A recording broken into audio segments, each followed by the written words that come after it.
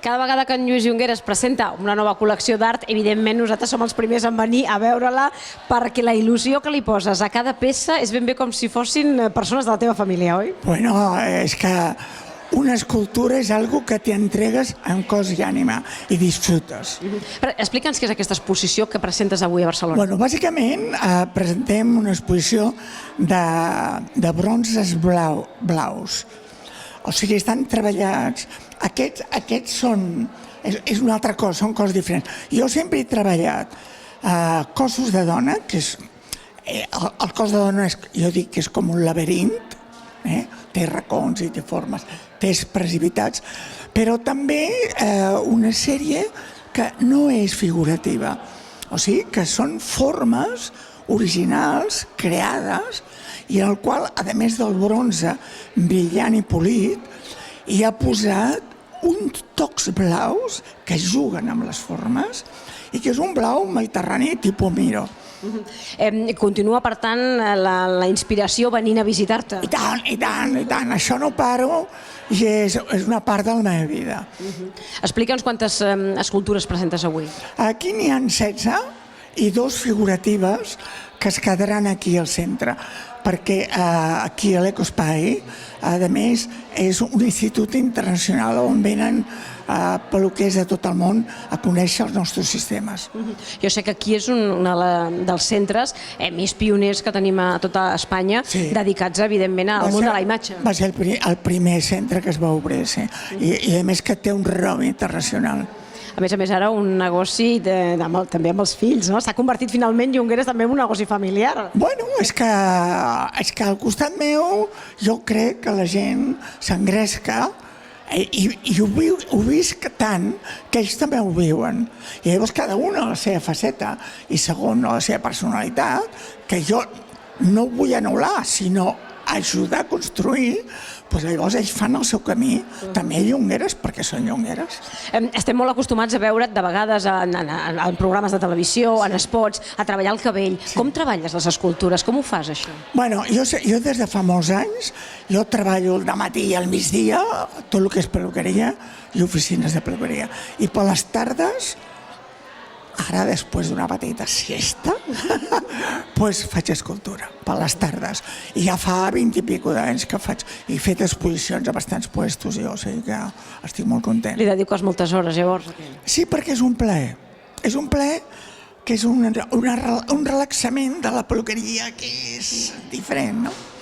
I aquí trobes el teu niu de pau, de tranquil·litat. Sí, perquè a més això ho has de treballar sol. Fang, guix, ho has de dissenyar, tu ho has de fer sol. Entenc, per tant, que t'agrada tacar-te les mans, no? I continuar modelant. Igual com en els cabells, igual. La mateixa història, no? Però en aquest cas amb figures. Ja portes bastants anys, a més, apassionat per l'escultura. Què ha tingut que no té la pintura o altres expressions d'art? Perquè s'acosta més a el que he fet des de petit. Jo des de petit dibuixava molt. Després, els cabells és un volum d'escultura. Per tant, l'escultura és més propera que la pintura. De totes maneres, aquí acabaré fent també una exposició de quadres de pintures. Tard o d'hora acabaràs també ensenyant-nos... Sí, perquè tinc tota una sèrie que són molt gestuals. Saps que amb la pinta o la tisora, aquest gesto l'he fet servir per pintar. També, no? I ho podrem veure... I és diferent, dona un toc diferent, molt manual. A l'hora de parlar d'escultures, quin és el material amb el que més t'agrada treballar? Bueno, m'agrada molt bàsicament el fang. Després també el guix, sobretot que faig el guix sobre el cos de la dona. Els dos són molt interessants. Quines dones són les que més t'inspiren? Cada una dels meus models, que n'he tingut moltes.